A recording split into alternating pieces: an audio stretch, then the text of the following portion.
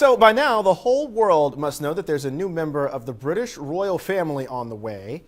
In this morning's London Comment, Ed Boyle reports on the race to change the legislation to allow a daughter to be heir to the House of Windsor.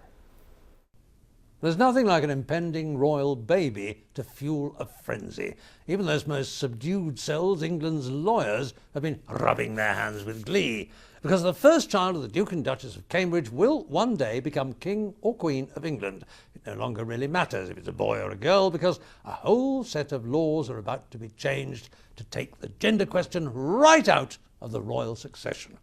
We've got teams of attorneys blowing the dust off the Bill of Rights of 1689, the Act of Settlement 1701, the Coronation Oath Act 1689, the Act of Union with Scotland 1706, Princess Sophia's Precedence Act 1711, the Royal Marriages Act of 1772, the Union with Ireland Act of 1800, the Accession Declaration Act of 1910, and the Regency Act of 1937. Phew, they've all got to be altered, and the lawyers are absolutely loving it in all corners of the world, because the British monarch also reigns in Antigua, Australia, the Bahamas, Barbados, Belize, Canada, Grenada, Jamaica, New Zealand, Papua New Guinea, St. Kitts, St. Lucia, St. Vincent and the Grenadines, the Solomon Islands, and tiny little Tuvalu.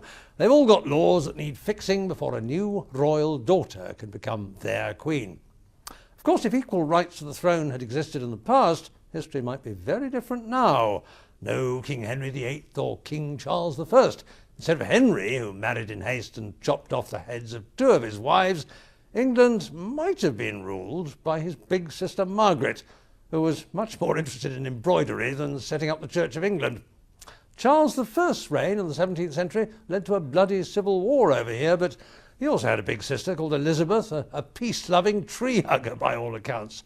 More recently, Queen Victoria's firstborn was also a girl. Now, she married the German emperor, but if she'd become our queen, then the crown would have automatically passed to her son, the German Kaiser Wilhelm II.